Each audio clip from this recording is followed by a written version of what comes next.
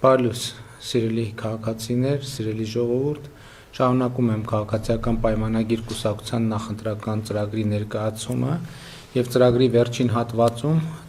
թվարկվում են միջոցառումներ, որոնք Հայաստանի տնտեսական եւ ինստիտուցիոնալ վերափոխված դոկտրինում նշված միջոցառումների եւ սույն ծրագրի այլ մասերում հիշատակված միջոցառումների հետ կազմում են մեկ ամբողջություն։ Եվ հիմա կթվարկեմ միջոցառումները։ Առաջինը համախառն ներքին արդյունքի միջինում տարեկան առնվազն 6%-ի աճ ենք մենք կանխատեսում եւ պլանավորում։ Գիտեք, որ 2021-26 թվականների ծրագրում մենք խոստացել էինք տարեկան միջինում 7% տնտեսական աճ եւ մենք այդ ցուցանիշը ապահովել ենք ավելի քան 7%, 7.6% միջինում տնտեսական աճ ենք ապահովել եւ առաջիկա տարիներին մենք պլանավորում ենք առնվազն միջինում 6% աճ։ Ընդ որում այստեղ մի նրբություն կա, աճի կառուցվածքը ճիշտ ըմբռնելու համար կարևոր է արձանագրել հետեւյալը։ Ենթադրենք մենք 0-ից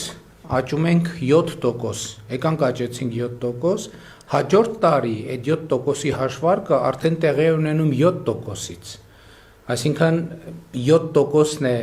դառնում հենման կետը, 7%-ի վրա էլի 7% կամ հաջորդի 6%, հաջորդը արդեն 2 տարվա 7%-ի վրա է հաշվարկվում հաջորդ 7%-ը եւ այդպես շարունակ։ Եվ նաեւ ուզում եմ արձանագրել, որ 2018 թվականից մինչև 2025 թվականը Հայաստանի իրական ՀՆԱ-ն աճել է 53%-ով, այսինքն մեր տնտեսությունը կիսով չափ 2018 թվականից ի վեր մեծացել է։ Ընդ որում սա իրական աճի մասին է, կա անվանական աճ, որի մեջ հաշվում է նաև գնաճի տրամաբանությունը, գնաճի հաշվարկը, բայց դա պարզ է գնաճը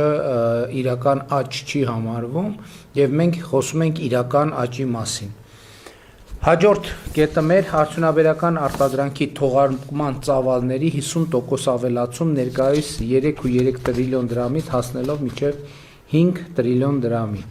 Իհարկե մենք այստեղ նախատեսում ենք, որ մեր երկրում արդյունաբերությանը պետք է աջակցենք ամենատարբեր ծրագրերով, մինչև հիմա էլ աջակցել ենք եւ իհարկե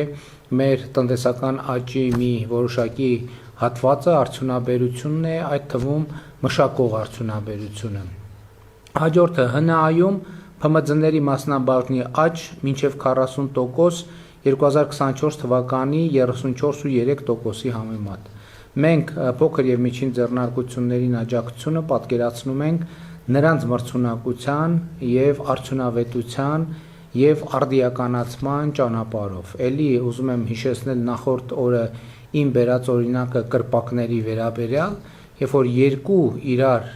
հենց պատկից կրպակները, մեկի գործերը նույն գործունեությամբ են զբաղվում, մեկի գործերը շատ լավ են, մեկի գործերը շատ վատ են։ Այստեղ ինչի մասին է վկայում, որ բիզնես վարողի անհատական հատկությունները առաջինը, երկրորդն էլ արդյունավետությունը, ինչքան է էլեկտրաէներգիայի վրա գումար ծախսում, այլ ծախսերը կրճատելու ինչ տեղ եւ ընդունակություններ ունի, ինչ սարքավորումներ է օգտագործում եւ այլն եւ այդպես շարունակ, եւ մենք իհարկե այս իմաստով արդիականացման եւ մրցունակությունը բարձրացնելու իմաստով լինելու ենք փոքր եւ միջին ձեռնարկությունների կողքին, իհարկե այստեղ որտեղ հնարավորություն կա նաեւ ծախսերը կրճատելու ուղղությամբ միջոցներ կձեռնարկենք, նաեւ ուզում եմ հիշեցնել կամ ընդգծել, որ վերջին անգամ Մալաթիա Սեբաստիա վարչական շրջած կատարած այցի ընթացքում երբ որ մենք տնտեսվարողները հարց բարձրացրեցին, այսպես ասած քաշի գնի հետ կապված, մեր պետական կարգավորումներում այդպիսի հասկացություն չկա եւ դա այսպես ասած խոսակցական արտահայտություն էր, ես հանձնարարեցի պետական եկամուտների կոմիտեին, որպեսզի պարզեն թե ինչի մասին է խոսքը, նո այդտեղ որոշակի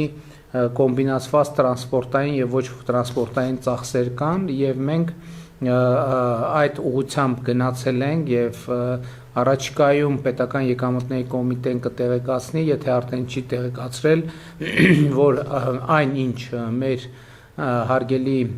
ձեռնարկատերերը փոքր եւ միջին բիզնեսով զբաղվող անվանում են քաշի գին, այդ քաշի գինը առաջիկայում մինչև 30% կնվազի։ Մեր չորրորդ կետը հետևյալն է. 20,000 նորագույն մեքենասարքավորումներով եւ դրանց բաղկացուցիչներով տնտեսության արդիականացում ներառյալ 3,000 գյուղատնտեսական տեխնիկան եւ 2,000 ագրովերամշակման սարքավորումները։ Սա մեր լիզինգի հայտնի ծրագրի շարունակությունն է։ Դուք գիտեք, որ 2018 թվականից գործող լիզինգի ծրագրերով էսել է խոսակցական արտահայտություն, իրական անունը տնտեսության արդիականացման ծրագիր է։ Մենք հազարավոր մեքենա սարքավորումներ ձեռք բերելու, նոր չօգտագործված մեքենա սարքավորումներ ձեռք բերելու ուղղությամբ աջակցություն ենք ցուցաբերել եւ այդ աջակցությունը կայանում է հետեւյալում, որ մենք ըստ էության սուբսիդավորում ենք բանկային տոկոսները կախված տարբեր ծրագրերից,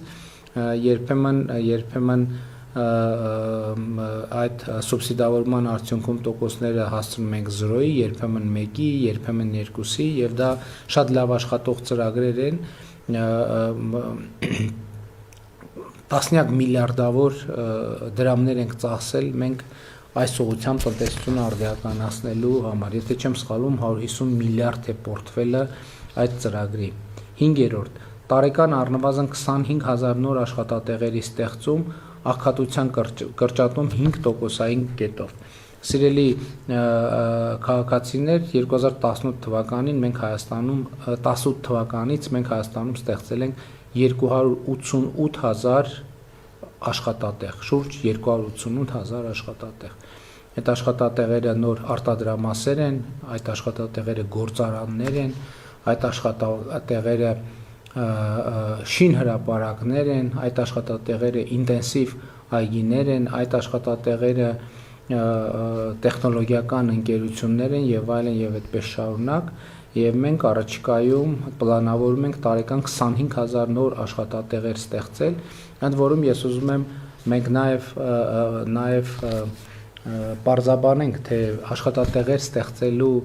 մեր գործիքը որն է, մենք նաեւ արդյունաբերական գոտու մասին կետ ունենք, կանդրադառնամ դրան, բայց ավելի լավ այդ կետում անդրադառնամ, թե ինչպես ենք մենք պատկերացնում մասնավորապես աշխատատեղերը ստեղծելը արդյունաբերության ոլորտում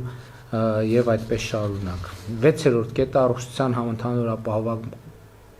ապահովագրության համակարգում ամբողջ բնակչության ընդգրկում։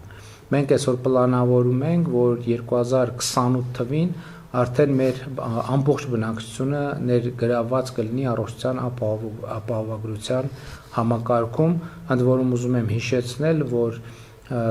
կենսաթոշակառուները եւ սոցիալական որոշակի խմբերը եւ երեխաները առողջության ապահովագրության համակարգ ներառվում են պետական բյուջեից ուղիղ վճարումներով, իսկ մյուսները որոշակի վճարումներ են անում, այդ թվում նաև համընդհանուր հայտարարագրման համակարգով առողջապահության վրա արված այդ ծախսը որպես սոցիալական կրեդիտ հետ ստանալու հնարավորությամբ։ 7-րդ կետը հաշմանդամություն ունեցող 2000 անձի անձնական օգնականի ծառայության ապահովում։ Մենք, ինչպես գիտեք, էականորեն բարեփոխել ենք հաշմանդամություն ունեցող անձանց օգնականների ծառայությունը եւ նաեւ աշխատավարձեր ենք նշանակել եւ նաեւ հնարավորություն ենք տվել, որ հարազատները այդ գործառույթը իրականացնեն եւ մենք առաջիկա շրջանում այդպիսի եւս 2000 օգնականի ծառայության ապահովում ենք պլանավորում։ 8-րդը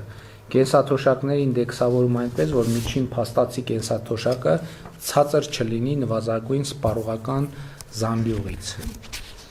Արդեն գիտեք, որ բարեբախտաբար հիմա մեր մոտ միջին կենսաթոշակը գերազանցում է սպառողական զամբյուղը եւ սա պատմական նորություն է, պատմական փոփոխություն է Հայաստանում սոցիալական ապահովության բնագավառում։ Մենք նախորդիվ նվազագույն թոշակը համապատասխանեցինք նվազագույն պարենային զամբյուղին, որը նշանակում էր, որ այդ գումարով պետք է թոշակառուն իր մեկ ամսվա անհրաժեշտ կալորիա, այսպես ասած մինիմալ անհրաժեշտ կալորիան կարողանա ապահովել, եւ հիմա արդեն մի քանի տարի անց ներառյալ կենսաթոշակների հետ վճարի համակարգը մենք կենսաթոշակը պահում ենք, միջին կենսաթոշակը բարձր ենք պահում, բարձրացրել ենք արդեն երբեմն 10%-ով նվազագույն սպառողական զամբյուղից։ Հիմա մենք ինչ ենք ասում ենք, իհարկե գնաճային երևույթներ կլինեն, դա անխուսափելի է, մենք կենսաթոշակները 2028 թվականից սկսած, որպեսզի նախորդ շրջանի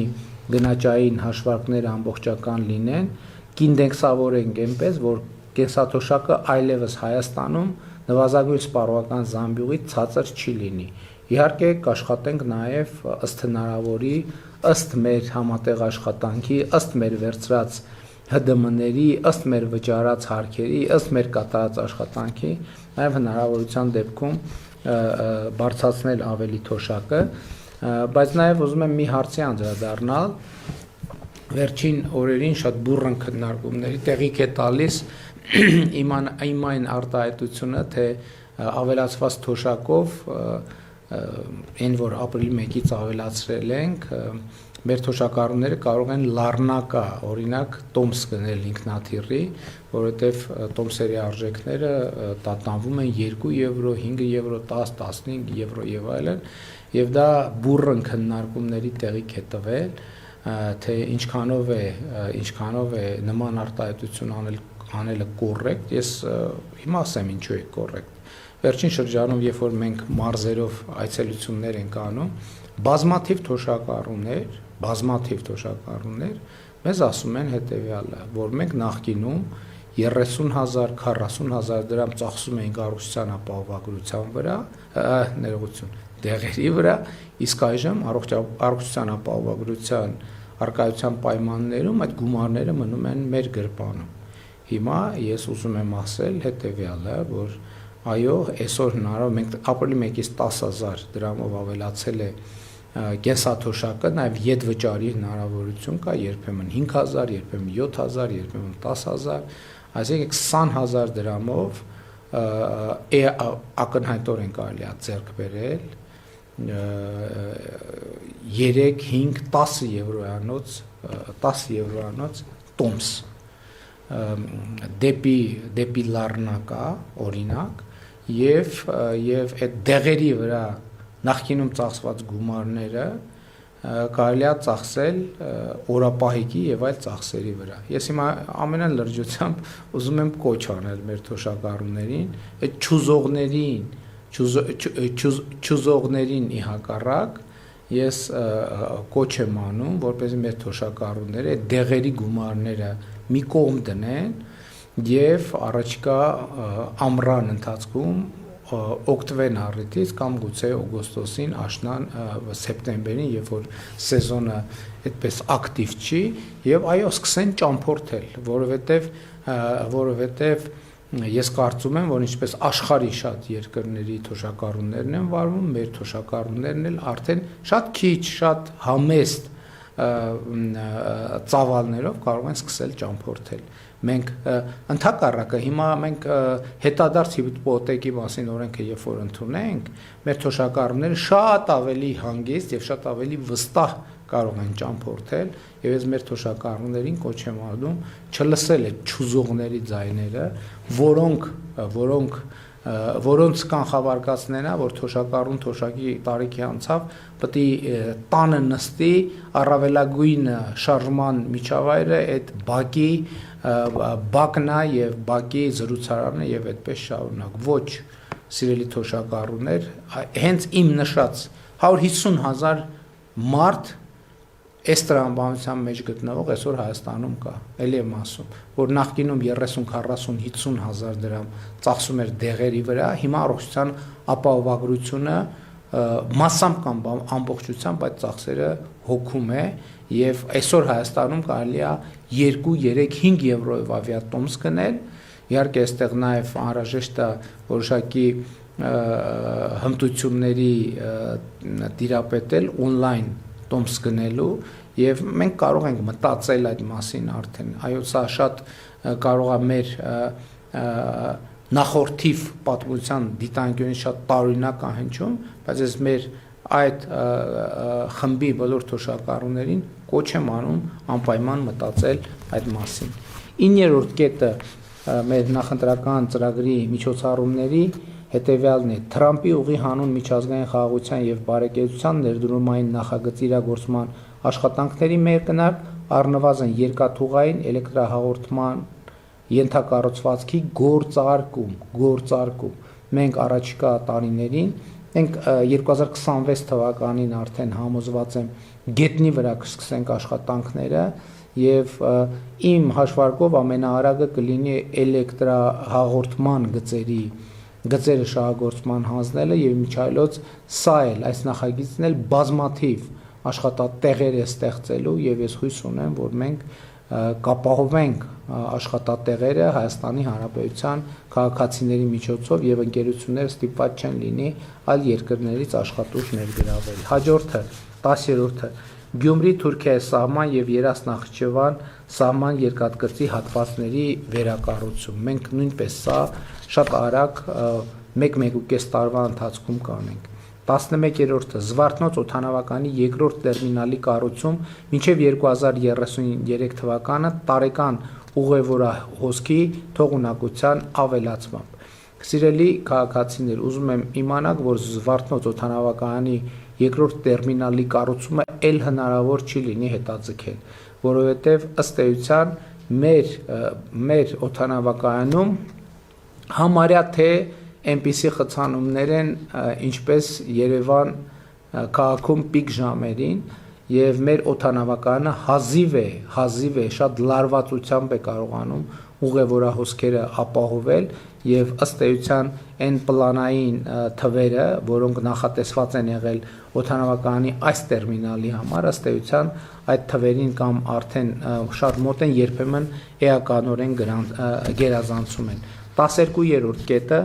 Սյունիք օդանավակայանի վերակազմավորում որպես միջազգային օդանավակայան։ Մենք Սյունիք օդանավակայանին կապանի պետք է տանք միջազգային օդանավակայանի կարգավիճակ եւ այդ գործընթացը արդեն սկսվել է, եթե իհարկե որոշակի չափի օդանավեր Սյունիք օդանավակայանը հիմա էլ կարողանում է ընդունել եւ եթե անհրաժեշտություն լինի նաեւ որոշակի թռիչքուղու կարողությունների մեծացման ուղղությամբ աշխատանքներ կիրականացվեն, որ เป զի ավելի մեծ օդանավեր ընդունելու հնարավորություն ունենա եւ մեր հաշվարկները ցույց են տալիս, որ Սյունիք օդանավակայանը նաեւ միջազգային թռիչքներ իրականացնելու բավականին մեծ պոտենցիալ ունի։ Հաջորդ կետը 13-րդ Մեղրի ագարակ անցման կետի սահմանային արդիականացում յուրաքանչյուր ուղղությամբ 5 անցուղով գործող 2-ի փոխարեն։ Բագրատաշենի անցման կետի արդիականացում յուրաքանչյուր կողմում 10 անցուղով, այսինքն մենք եւ հարավային եւ հյուսիսարևելյան սահմանային անցման կետերը պետք է ընդլայնենք, որովհետեւ ակնհայտորեն նաև ապրանքաշրջանառությունը, տրանսպորտային շրջանառությունը մեծանում է եւ մենք պետք է համապատասխանաբար զբաղվենք դրանով։ 14-ը 4 թունելների, Քաջարանի թունելի կառուցման, Դիլիջանի թունելի կառուցման, Բարգուշատի թունելի կառուցման, Պուշկինի թունելի վերակառուցման աշխատանքների մեկնարկ 2033-ին ավարտելու նպատակադրումով։ Այստեղ շփոթություն չկա։ Դիլիջանի թունելի դեպքում մենք խոսում ենք կառուցման մասին, ես հանձնարարական էի տվել, որպեսզի Դիլիջանի թունելը ժամանակակից չափանիշներով մենք արդիականացնենք եւ երբ որ գնացինք այդ ճանապարհով, պարզվեց, որ ժամանակակից ստանդարտներով թունելը անպայման պետք է ունենա երկրորդ վթարային անցուղի եւ ստացվեց այնպես, որ մենք արդիականացնելու համար այսպես թե այնպես երկրորդ թունելը պետք է կառուցենք այդտեղ եւ մեր հիմա մտածածն է, որ մենք կառուցել, ուրեմն միանգամից եղած թունելը կունենա պահեստային տարբերակ, իսկ արդեն հիմնական թունելը մենք 0-ից կկառուցենք, որը կհամապատասխանի բոլոր ժամանակակից պահանջներին։ Բարգուշատի թունելի կառուցման աշխատանքի հետ կապված ես հույս ունեմ, որ առաջիկա մայիս ամսվա սկզբին մենք արդեն փաստաթուղթ կստորագրենք, Քաջարանի թունելի աշխատանքներ իրականացվում են, մենք մեր այցի ընթացքում արդեն ցույց ենք տվել եւ Պուշկինի թունելի վերակառուցման աշխատանքներն էլ կիրականացնենք։ 15-րդ կետը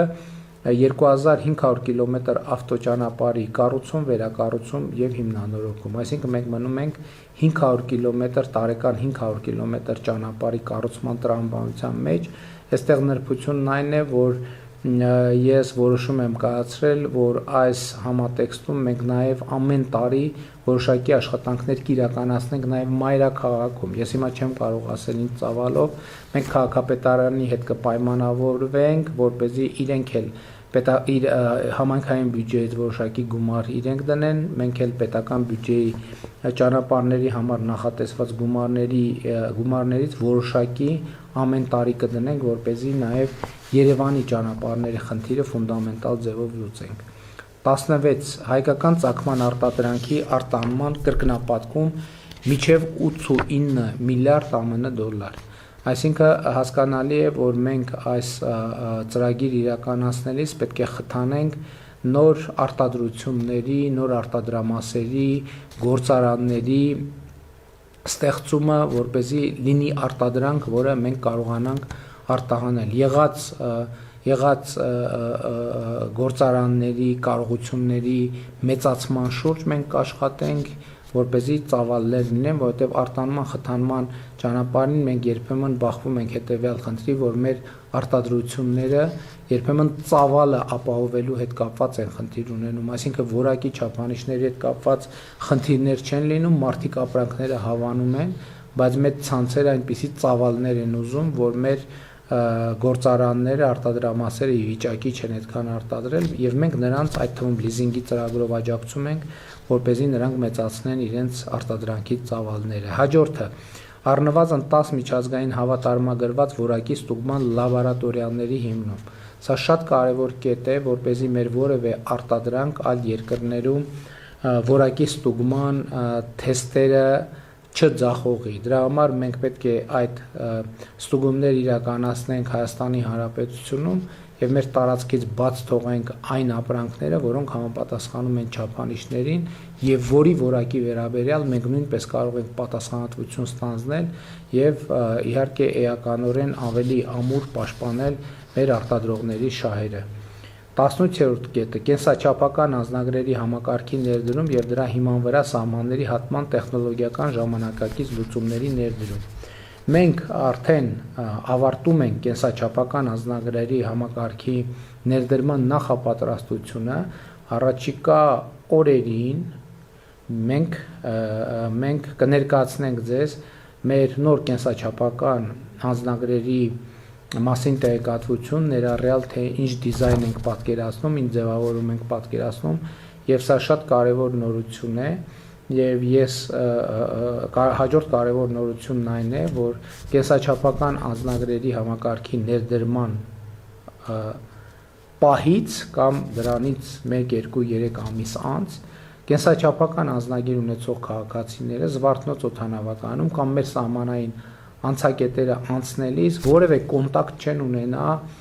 սահմանապահ ծառայության հետ։ Նրանք իրենց անձնագրերը կսկանավորեն սարքերի վրա, կանաչ լույսը կվառվի եւ իրենք կանցնեն մի տեխնոլոգիա, որ կիրառվում է արդեն աշխարհի զարգացած երկրներում եւ ամենաուշը 2027 թվականի առաջին կեսում մենք արդեն այդ համակարգերը կունենանք Զվարթնոց օդանավակայանում, ապա նաև մեր սահմանային անցման կետերում, Բագրատաշենում, Ագարակում, Բավրայում, Գոգավանում, հույս ունեմ մարգարան էլ կբացվի եւ մարգարայում նույնպես կունենանք եւ մյուս բացվելիք սահմանային անցման կետերը։ 19-րդ կետը ԵՄ-ի հետ ազատ վիզայի ռեժիմի հաստատում եւ առավել եւս մենք համոզված ենք, որ առաջիկա տարիներին մենք Եվրոպական միության հետ ազատ վիզաների ռեժիմ կհաստատենք եւ ըստ էության Հայաստանի քաղաքացիները Եվրոպական միության երկրներ կարողանան մեկնել առանց վիզայի։ Կենսաչափական անձնագիրը վերցնում եք, այստեղ առանց կոնտակտի եք անցնում եւ առանց վիզայի, երբ ուզում եք, եւ մեր սիրելի թոշակառուները, երբ ուզում են 2 եւ 10 եվրոյանոց տոմսերը գնում են եւ առանց խոչընդոտի մեկնում են Եվրոպական միություն։ Առաջիկա իրատեսական առաջիկա շրջափուլում մենք այդ նպատակը անպայման կիրագործենք։ 20-րդ կետը գյուղատնտեսական համախառն արտադրանքի արժեքի ավելացում 40%-ով հասնելով շուրջ 1.5 տրիլիոն դրամի եւ հողերի խոշորացման խթանում։ Սա ըստ էության ինտենսիվ գյուղատնտեսության աջակցման ծրագրի արդյունք է լինելու եւ իհարկե ես սրա մասին մանրամասն չեմ խոսի, որովհետեւ մարզային այցերում հատկապես ինտենսիվ այգիները եւ ջերմոցները լայնորեն ցույց ենք տալիս եւ հույս ունեմ հավանում եք 21-րդ տարեկան առնվազն 1500 հեկտար ինտենսիվ այգիների հիմնում։ Նախորդող շրջանում մենք տարեկան 1000 հեկտար այգիների ինտենսիվ այգիների հիմնման հասել ենք, նույնիսկ ավելին քան 1000 հեկտարը, բայց մենք 1000 հեկտար էինք պլանավորել, բայց ավելին ենք արել իրականում, առաջիկայում արդյունքները կամփոփենք եւ կներկայացնենք ձեզ, իսկ հաջորդ շրջանում արդեն տարեկան 1500 հեկտար ինտենսիվ այգիների հիմնում։ Ստեղ էլ սիրելի քաղաքացիներ, սիրելի ժողովուրդ, մեր գործիքը մենք հոյ կառավարությունը հոյ չի գնում ծառ տնկում։ Կառավարությունը ծրագիր է անում, օրինակ աջակցության ծրագրեր է իրականացնում, ոնց որոշ դեպքերում մարդը ինքը ծախս է անում եւ մենք ծախսերի որոշակի հետվճար ենք իրականացնում։ Լիզինգի ծրագրով վարկերի տոկոսների սուբսիդավորում ենք իրականացնում, որ 0% լինի վարկը եւ այլն եւ այդպես շարունակ։ Այսինքն մենք աջակցության ծրագրեր ենք իրականացնում քաղաքացիներին խթանելով, որ իրենք այդ բիզնեսների հիմնեն։ 22-ը 150 հեկտար արդիական ժամանակակից տեխնոլոգիաներով ջերմատների ստեղծում։ Նույնն էլ ջերմատների ծրագրերը, որը ես մարզային այցերի ընթացքում էլի լուսաբանել եմ, էլի շատ մանրամասն չեմ անդրադառնա։ Բոլոր այդ ջերմատները, որ այցելում ենք, վարդեր են, չգիտեմ, բանջարեղեն եւ այլն, այդ բոլորը կառավարության աջակցության ծրագրերով է իրականացվում եւ տնտեսության արդիականացման ծրագրով մենք տոկոսները սուբսիդավորում ենք, մարդիկ 0%-ով վարկեր են վերցնում եւ իրականացնում են այդ ծրագրերը։ 23 8000 հեկտար հողատարածքներում ջրախնայող տեխնոլոգիաների ներդրում։ Մենք առաջիկայում 8000 հեկտար հողերի վրա պետք է կաթիլային անձրևացման եւ այլ տեխնոլոգիաներ էլ կան, կարգավորիչ կայաններ եւ այլն, պետք է այս ռոռոկման նոր տեխնոլոգիաները ներդրենք։ 24-ը տավարի մսի ինքնաբավության բարձրացում 88%-ից մինչև 93.5%։ Ինչպես է սա անելու կառավարությունը։ Կառավարությունը անելու է սա էլի աջակցության ծրագրերով, որպեսզի մսատու ցեղատեսակների խոշոր եղջերավոր անասունների բուծումը խթանի։ Մենք հիմա նաև աջակցություն ենք ցուցաբերում տոհմային կենդանիների ձեռքբերման ծրագրով, մարդիկ անտոկոս վարկ են վերցնում եւ արտերկրից ներկրում են գլխականը։ 25-ը տոհմային խոշոր եղջերավոր կենդանիների տեսակարար կշռի եռապատկում 2.5%-ից 7.5%, այսինքն մենք էլի խթանելու ենք, որպեսզի ոչ տոհմային կենդանիները փոխարինվեն տոհմային կենդանիներով, այստեղ արդեն նաև ոչ միայն մսատու, այլև կաթնատու ցեղատեսակների մասին է եւ որպես դրա արդյունք նաև կաթի ինքնաբավության մակարդակի բարձրացում ներկայիս 78.6%-ից մինչև 88.7%։ Իմիջիայլոց ինտենսիվ անասնաբուծության խնդրով մենք լուծում ենք նաև կաթի գնի եւ կաթի մթերման հետ կապված հարցերը։ Ես ուզում եմ ձեզ անկեղծ ասել, որ այսօր ինտենսիվ անասնաբուծության տեխնոլոգիաներով արտադրված կաթը ոչ մթերման խնդիր ունի, ոչ գնի խնդիր ունի։ Այդ կաթը երբեք 200 դրամից ներքև չի իջնում դրա գինը, որովհետև ինքը որակական չափանիշներով էականորեն ավելի լավն է, եւ մենք պետք է շարունակենք խթանել, որպեսզի մեր սիրելի գյուղացիները այս ուղղությամբ գնան եւ այս ուղղությունը զարգանա։ Տոհմային մանր եղջերավոր կենդանիների տեսակարարքշռի եռապատկում 2.5%-ից 7.5%-ի։ Մենք նախորդ շրջանում էլ ոչխարաբուծության եւ այծաբուծության շատ ինտենսիվ ծրագրեր ենք իրականացրել, բայց ցավոք արձագանքը դեռևս այնպիսին չի, մենք պետք է շարունակենք, որպեսզի նաեւ տոհմային այծաբուծությունը եւ ոչխարաբուծությունը Հայաստանում զարգանա։ 28-րդ կետ 50 խելացի անասնաշենքերի կառուցում, եւ մենք այս ընթացքում առնվազն համոզվել ենք, որ սա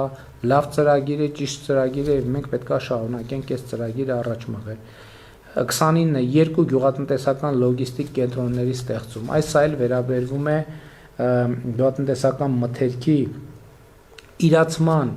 խնդիրներին, եւ գյուղացիները մեզ շատ են մոտենում եւ ասում են, որ իրականում տարբեր շուկաներում հայտնի գյուղատնտեսական իրենց շահերը ոտնահարվում են եւ այլն եւ այդպես շարունակ, եւ մենք պետք է երկու մեծ գյուղատնտեսական լոգիստիկ կենտրոններ ստեղծենք, որպեսզի գյուղացիներից ուղիղ մթերվեն արդեն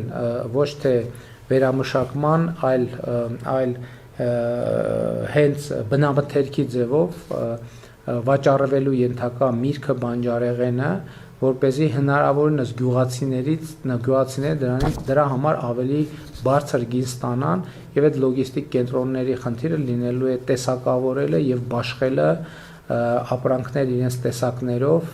եւ սա եւ շուկայի վրա կունենա պոզիտիվ ազդեցություն եւ նաեւ գյուղացիական տնտեսությունների վրա կունենա պոզիտիվ ազդեցություն, որպեսզի նրանք ստիպված չլինեն շուկաների այս հաստատված մի քիչ անարդար եւ անհասկանալի համակարգերի միջոցով վաճառել իրենց ապրանքը, այլ ավելի քաղաքակիրթ եղանակով դա իրականացնել։ Հաջորդը մենք կաջակցենք 25 սառնանային տնտեսության ստեղծումը կամ հզորացումը։ Սառնանային տնտեսությունները նույնպես գիտեք շատ կարեւոր են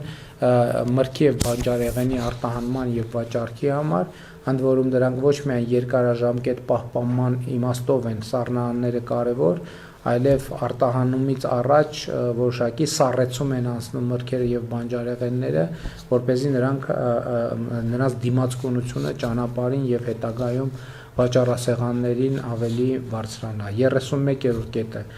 ներմուծվող թյունաքիմիկատների եւ պարտանյութերի որակի եւ վաճառքի վերահսկման համակարգին ներդրում։ Մենք պետք է այնպիսի համակարգ ներդնենք, որ երաշխավորենք, որ Հայաստանի Հանրապետություն չի կարող մուտք գործել վատ որակի պարարտանյութ, որի հետևանքները մենք ուշ ենք տեսնում եւ իհարկե այս խնդրում պետք է լինի լրջագույն պետական վերահսկողություն։ 32-րդ կետը 10 ջրամբարների կառուցման մեկնարկ 2033-ին ավարտելու նպատակադրումով։ Մենք արդեն մի քանի փոքր ջրամբարների նախագծումը ավարտել ենք, մասնավորապես Ելփինի, Աստղաձորի եւ եւս երկու ջրամբարի նախագծումը ավարտել ենք եւ առաջիկա շրջանում կսկսենք շինարարությունը։ Մենք ի վերջո ավարտեցինք Վեդի ջրամբարի կառուցումը եւ հիմա Վեդի ջրամբարը ջրալցման process-ի մեջ է եւ այս եղանակը Վեդի ջրամբարի համար շատ օգտակար է, բայց արդեն գյուղացիները եւ մենք բոլորս անհանգստանում ենք, հույս ունենք անձրևները այլևս գոնե առնվազն որոշակի ժամանակահատվածով դադար կվերցնեն։ 33-րդ կետ 350 կիլոմետր ջրանցների եւ խողովակաշարերի կառուցում եւ վերակառուցում։ Սա վերաբերվում է նրան, որ մեզ համար ջրային խնդիրները 5 առաջնահերթությունների մեջ են լինելու։ Հաջորդը նույնպես դրա մասին է ռոռոկման ապահովում 10,000 հեկտար նոր հողերի համար։ Այսինքն մենք առաջիկա 5 տարվա աշխատանքի արդյունքներով պետք է 10,000 հեկտար նոր ռոռոկվող հողեր ունենանք։ 35-ը 24 ժամյա ջրամատակարարում Երևանում, Գյումրիում եւ Վանաձորում։ Մենք Հայաստանի ամենախոշոր քաղաքների 24 ժամյա ջրամատակարարումը ֆունդամենտալ ձևով պետք է փակենք, որպեսզի անցնենք նաև նույն տրամաբանությամբ հաջորդ բնակավայրերին։ 36-րդ կետը 50 առողջապահական կազմակերպությունների կառուցում, վերազինում, այդ թվում 20 բժշկական կազմակերպությունների որակի ակրեդիտացում Եվրամիության կամ ԱՄՆ ստանդարտներով բուժաշխատողների մասնագիտական գիտելիքների եւ հմտությունների ԵՄ ստանդարտներին համապատասխանեցման գործընթացի մեկնարկ։ Իհարկե մենք առողջապահական այս փուլում 50 առողջապահական հաստատությունների կառուցում, վերակառուցումը, հիմնանորոգումը կավարտենք եւ նաեւ կսկսենք նոր 59, այստեղ հիմնական հատվածով խոսք է գնում ամբուլատորիաների մասին նաեւ բազմաթիվ գյուղերում մեր սիրելի հայրենակիցները բարձրացնում են ամբուլատոր հասանելիության հարցը եւ մենք այդ հարցը անպայման կլուծենք։ 37-րդ կետ UEFA-ի չափանիշներին համապատասխանող նոր ազգային ստադիոնի կառուցում 35,000 հանդիսատեսի համար ակադեմիական քաղաքում եւ եւս 2 ստադիոնի կառուցում առնվազն 10,000 հանդիսատեսի համար Վանաձորում եւ Իջևանում։ Ըստ էության եւ Վանաձորում եւ Իջևանում ստադիոն կառուցելու գործընթացը մեկնարկած է եւ նաեւ մեծ ազգային ստադիոն կառուցելու վերաբերյալ մենք բանակցությունները սկսել ենք եւ այս ուղղությամբ պետք է լուրջ միջոցներ ձեռնարկենք։ 38 Սպորտի միջազգային քարտեզում Հայաստանի դիրքի ամրապնդում յուրաքանչյուր տարի առնվազն 2 օլիմպիական մարզաձևերի միջազգային առաջնությունների եւ մրցաշարերի կազմակերպման միջոցով։ Այսինքն տարին առնվազն 2 կամ Եվրոպայի կամ աշխարհի առաջնություն պիտի ունենանք նախորդ շրջանում իհարկե դուք տեսել եք թե այս առումով ինչ ինտենսիվ է մեր մարզական կյանքը վերջերս հրաձգության Եվրոպայի առաջնությունը տեղի ունեցավ, տեղի ունեցել նաև ծանրամարտի Եվրոպայի առաջնությունը, սամբոյի աշխարհի առաջնություն, բանակային խաղեր եւ այլն եւ այդպես շարունակ։ Միջայլոց առաջիկայում 2027 թվականին նախատեսում ենք հյուրընկալել մարմնամարզության Եվրոպայի առաջնությունը, որը պետք է տեղի ունենա Ալբերտ Ազարյանի անվան մարմնամարզության դպրոցում, որի կառուցումը շատ ինտենսիվ ընթացքի մեջ է, նրանք ովքեր ծիծեռնակաբերդի խճուղով երթևեկում են, Հրազդան մարզադաշտի մոտ այդ ինտենսիվ շինարարությունը, որ երևում է, դա հենց Ալբերտ Ազարյանի անվան մարզադպրոցի կառուցումն է։ Առնվազն, իմիջիայլոց առաջիկայում նաև ծանրամարտի աշխարհի առաջնությունն ենք հյուրընկալելու, եթե չեմ սխալվում 2027 կամ 28 թվականին։ Արդեն դա այդ որոշումները արդեն իսկ կայացված են։ Առաջիկայում էլի հետաքրքիր որոշումներ են լինելու, բայց հիմա ես չեմ կարող ուղղակի դրա մասին ասել։ 39 առնվազն 30%-ում ներգնաց զբոսաշրջիկների թվի աճ 2031 թվականին 3 միլիոն հասնելու նպատակադրումով, այսինքն մենք 2031 թվականին 3 միլիոնի ենք ուզում հասնել զբոսաշրջիկների թիվը, հիմա 2 միլիոնը արդեն գերազանցում ենք ամեն տարի, մեզ մնում է, որ 3 միլիոնի ցուցանիշը գերազանցենք։ 40 Մշակութային զբոսաշրջության խթանում յուրաքանչյուր տարի առնվազն 2 համաշխարհային աստղերի հյուրախաղերի կազմակերպման միջոցով։ Դուք հիշում եք մեծ սկանդալը կապված Snoop Dogg-ի համերգի հետ, որը արդյունքում լավ եղավ, որ մենք հետևողական գտնվեցինք եւ նախորդ մրցույթը շահած ընկերությունը նույնպես հետևողական գտնվեց, ինչի համար շնորհակալություն եմ հայտնում եւ արդյունքում մենք ստացանք մի հսկայական նշանակության իրադարձություն Ջենիֆեր Լոպեսի համերգը Երևանի Հանրապետական մարզադաշտում եւ մենք հիմա հետեւյալ որոշումն ենք կայացրել ամեն տարի պետական բյուջեով մենք հատկացում ենք իրականացնելու մրցութային կարգով առնվազն 2 համաշխարհային աստղերի համերգներ են կազմակերպելու Հայաստանի Հանրապետությունը։ Հիմա բոլոր մեր հայրենակիցներին, ովքեր ասում են, թե մենք բյուջեում ավել փող ունենք, մենք էլ աստղ ենք հրավիրում, ուզում եմ ասել հետևյալը, որ մեր բոլոր հաշվարկները ցույց են տալիս, որ երբ որ այդ գումարը մենք ներդնում ենք այս նպատակի համար, այդ գումարի ծախսման արդյունքում այնքան զբոսաշրջիկներ են գալիս եւ այնքան գումար են ծախսում, որ Հայաստանի Հանրապետությունը լիուլի ամբողջությամբ հետ է բերում այդ գումարը։ Մի մասը ուղիղ վերադառնում է պետական բյուջե, մի մասն էլ այլ գնում է փոքր եւ միջին բիզնեսին կամ բիզնեսներին ընդհանրապես, տաքսիներին եւ այլն եւ այդպես շարունակ, եւ այս գումարը իրականում մենք ծախսում ենք նույնպես Հայաստանի Հանրապետության քաղաքացիների համար։ Էլ չեմ ասում, որ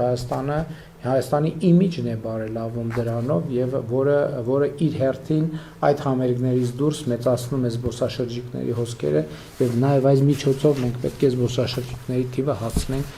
3 միլիոնի։ Հաջորդը ՅՈՒՆԵՍԿՕ-ի համաշխարհային ժառանգության նախնական ցանկում 5 հուշարձանների եւ հիմնական ցանկում 1 նոր Ուրեմն նախնական ցանկում 5 հուշարձան եւ հիմնական ցանկում 1 նոր հուշարձան գրանցման խնդիր ենք դնում, որը նույնպես մեր զբոսաշրջության ծավալները մեծացնելու է։ Եվ իհարկե մեր մշակութային ժառանգության արձանագրումը որպես միջազգային ժառանգության, համաշխարհային ժառանգության մաս նույնպես կարևոր է։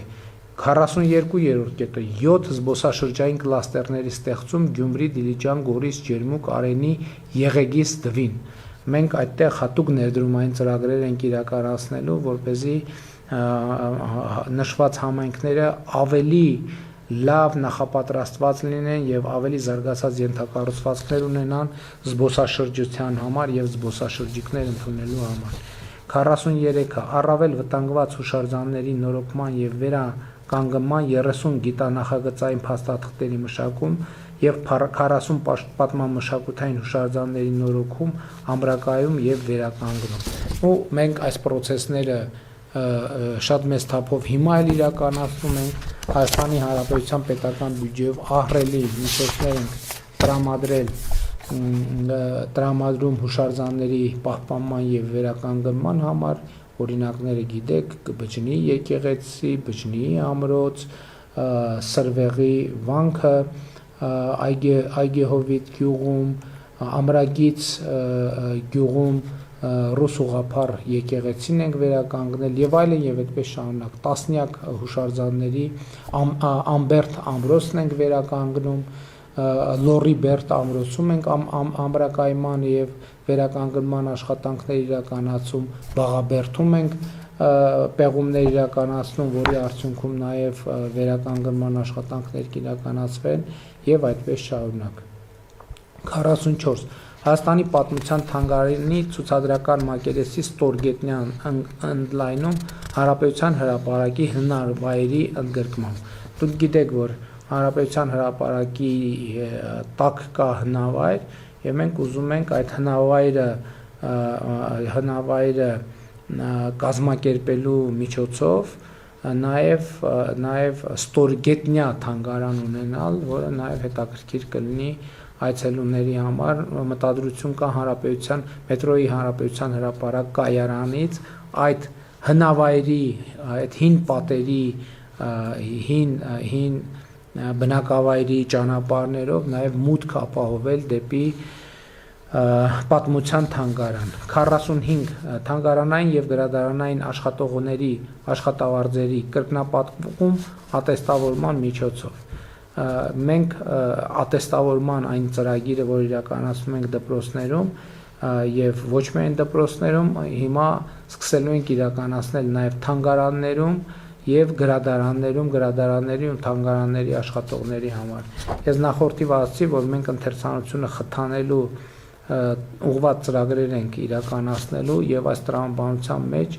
մենք հույս ունենք, որ գրադարանները մեր ծրագրի արդյունքում կվերածնվեն կամ կան ակտիվ գրադարաններ բազմաթիվ Հայաստանում եւ իմ կանխավարկածն այն է, որ սոցիալական ցանցերից ի վերջո մի X պահի մարդը հոգնում է եւ ուզում է այսպես ասած հաղորդակցության հին ձևերին որ ժամանակ տրամադրել եւ մենք կարծում ենք, որ ընթերցողների ակումբները, ընթերցանությունը այն ձևերից մեկն է, որը մարդը հումանիստական շփման միջավայրի վերադառնալու հնարավորություն կունենա եւ մենք այդ ուղղությամբ աշխատելու ենք։ 46-ը Երևանի մետրոյի Աջափնյակ կայարանի կառուցման մեկնարկ, Զորավար Անդրանիկ եւ Սասունցի Դավիթ կայարանների միջանկյալ հատվածում նոր վերգետնյա կայարանի կառուցում մեկնարկ կառուցման մեկնարկ 2033-ին ավարտելու նպատակադրումով։ Իհարկե, սիրելի հայրենակիցներ, մենք արդեն 40 տարի շուրջ մետրո չենք կառուցել կամ 35 տարի մետրո չենք կառուցել եւ այդ հմտությունը վերականգնելը ժամանակ է պահանջում եւ մենք որևէ կասկած չկա, մանավանդ տեսնում եք, թե Երևանում երթևեկությունը ինչ վիճակում է, որևէ կասկած չկա, որ Երևանի մետրոպոլիտենի հետագա զարգացում պարզապես այլընտրանք չունի, ուրիշ տարբերակ չկա էլ, բայց մենք դա կանենք հաճույքով, էլի ուզում եմ ասել, որ նպատակադրումը հետևյալն է, նախ մետրոն Երևանի դարձնել շրջանաձև, Աջափնյակ կայարան, հաջորդ թիվ մենք կայարան կունենանք ակադեմիական քաղաքում, ակադեմիական քաղաքից կլինի միացում մետրոյի Չարբախ կայարանին եւ կստացվի, որ մեր մետրոն շրջանաձև պտույտ անելու հնարավորություն ունի, հետագայում նաեւ տրանսպորտի մասնագետների իհարկե կասեն, մենք կարող ենք ունենալ երկու հակադարձ ուղղությամբ շրջանաձև երթևեկություն, որը իմ կարծիքով կլինի ավելի էֆեկտիվ եւ ավելի շատ ուղևորներ կտեղափոխի։ 47 Երևանում 200 նոր 18 մետր էլեկտրական ավտոբուսների եւ 71 նոր տրոլեյբուսների ձեռքբերում, 6 նոր տրանսպորտային ենթակառուցվածքների կառուցում։ Խոսքը կամուրջների, տրանսպորտային ենթակառուցվածքները, կամուրջների, էստակադաների մասին է, որի կարիքը նույնպես ակնհայտորեն Երևանը ունի։ Իմիջիայլոց տրոլեյբուսների մասին, երբ որ խոսում ենք, սա չի վերաբերվում այս թիվը այն տրոլեյբուսներին, որոնք մայիսին արդեն ապրիլին պետք է գային, բայց Իրանի շուրջ ստեղծված իրավիճակի պատճառով մի քիչ ուշացան, բայց նախորդ օրը ես տեղեկացա, որ արդեն շատ մոտ են Հայաստանին եւ առաջիկա օրերին առնվազն նրանց մի մասը կմտնի Հայաստանի Հանրապետություն։ 48-ը ՀՀ ամբողջ տարածքում միասնական տրանսպորտային ցանցի ներդրում, ինչը նշանակում է, որ բոլոր մարզերում կլինեն հանրային տրանսպորտային ցանցեր։ Սա մեր մարզերի ցավոտ խնդիրներից մեկն այն է, որ բազմաթիվ բնակավայրեր կանոնավոր ուղևորափոխադրման համակարգեր չունեն եւ մենք այս տրանսպորտային ցանցերի ներդրման միջոցով պետք է այդ խնդիրը լուծենք։ Հիմա որոշ տեղերում ինչ որ չափով ներդրված է, բայց մենք այս process-ը պետք է շարունակենք, որպեսզի մեր բոլոր բնակավայրերը ունենան կանոնավոր տրանսպորտային չվացուցակներ մարզկենտրոնի հետ եւ նաեւ բնականաբար Երևանի հետ։ 49 տրանսպորտային միջոցների կշռման կայանների կատարելագործում եւ ցանցի զարգացում։ Սա մեր ճանապարհների պահպանման շատ կարեւոր կետ է, որովհետեւ մեր ճանապարհները երբեմն մեր ակնկալած չափով չեն դիմանում գերբեռնված բեռնատարների ինտենսիվ երթևեկության պատճառով եւ մենք հիմա պլանավորում ենք, որ ինքնաշխատ եղանակով գործող կշերքներ տեղադրենք ճանապարհներին, որպեսզի մեքենաների կշռման համար անհրաժեշտ չլինի, պետք չլինի, որ երթևեկությունը դադարեցնել, մեքենաները անցնեն եւ ինքնաշխատ եղանակով նրանց բեռնվածությունը կշռվի եւ գերազանցելու դեպքում արդեն համապատասխանաբար որոշակի վճարումներ կավելանան, որպեսզի մենք այդ գումարները վերադարձնենք ճանապարհի հետագա սպասարկման նպատակին։ 50 տաղանդների հայտնաբերման եւ զարգացման համապետական ծրագրի մեկնարկ բացառիկ տաղանդով երեխաների եւ երիտասարդների հայտնաբերման եւ նրանց տաղանդը զարգացնելու համար։ Մենք պլանավորում ենք ունենալ տաղանդների զարգացման հիմնադրամ, որպեսզի առանձնահատուկ ընդունակություններ ցուցաբերող երեխաների հետ հատուկ ծրագիր իրականացնենք նրանց տաղանդը մաքսիմալ զարգացնելու համար։ Էլի եմ ասում, այս ծրագիրը մեծ հաշվով վերաբերում է բոլոր երեխաներին, մանկապարտեզներ, դպրոցներ, բուհեր, բայց նաև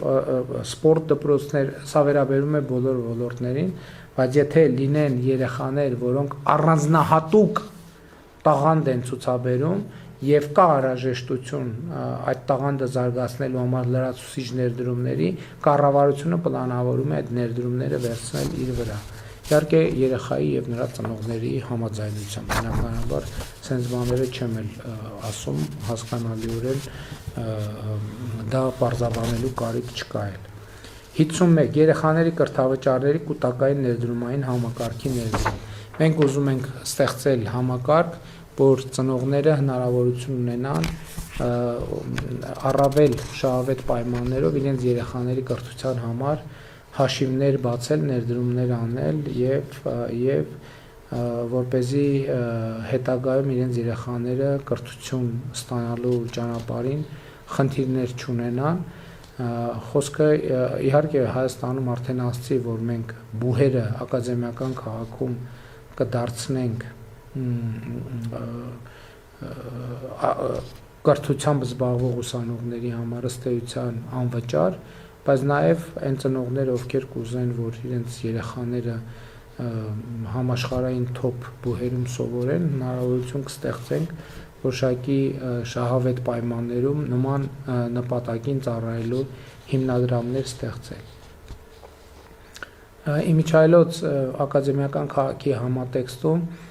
շատ քննարկվում էր նաև մարզային բուհերի հետ կապված հարցերը եւ մենք նաև մեր միջազգային խորհրդատուների հետ աշխատելով արդեն իսկ ունենք նախնական պատկերացում, որ մենք որոշակի ուղղությունների բուհեր կունենանք նաև մարզերում, իհարկե որոշակի տրամաբանությամբ եւ որոշակի մասնագիտություններով, որովհետեւ մեր միջազգային գործընկերների փորձը մենք ուսումնասիրել ենք եւ նրանք ասել են, որ բոլոր դեպքերում եւ որոշակի պահանջարկ լինելու է որոշակի մարզերում բուհեր ունենալու որոշակի պրոֆիլների եւ սա կարծում եմ բոլորիս համար լավ լուր է, որովհետեւ մենք մարզերում նաև որոշակի մասնագիտություններով բուհեր կունենանք, որոնք դուրս կլինեն ակադեմիական քաղաքից, բայց դա հետագայում ավելի մանրամասն մենք այդ թեմային կանդրադառնանք։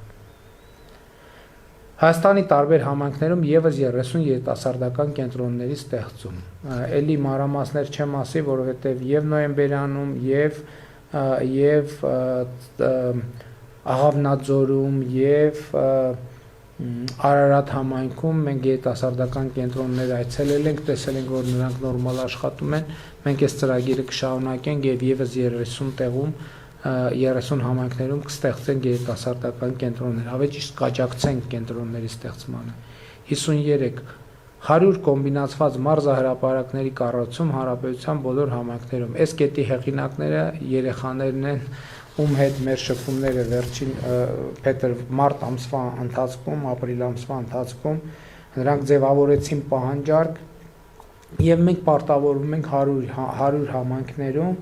ստեղծել կոմբինացված մարզահրապարակներ ֆուտբոլի եւ մինի ֆուտբոլի եւ բասկետբոլի։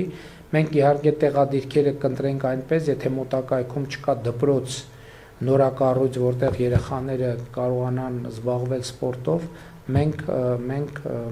անպայման սա կիրականացնենք։ Կարծում եմ 100-ը շատ լավ թիվ է, որպեսզի մենք հանրապետությունում ըստ էության առնվազն առաջին մեծ պահանջարկը բավարարենք։ 54 լեզվի ոլորտում պետական հստակ հայեցակարգի սահմանում եւ իրագործում, բարձրացնելով հայերենի թվային կենսունակությունը, հայերենի առցած դասավանդման եւ ստուգման գործիքակազմերի, հայերեն շտամարանների եւ թվային բառարանների զարգացման միջոցով։ Այս ծրագրի նպատակներից մեկն էլ այն է, որպեսզի արհեստական բանականությունը հնարավորինս բարձր որակով կարողանա աշխատել հայերեն եւ ընդհանրապես թվային հարթակներում հայերեն սովորելու պլատֆորմները եւ մեխանիզմները զարգանան։ 55 նորագույն տեխնիկական կարգավորումներին օտար լեզվով ՀՀ-ում իրավական ուժ տալու իրավական հնարավորության նախատեսում 1 տարվա ընթացքում հայերեն թարգմանելու պայմանով։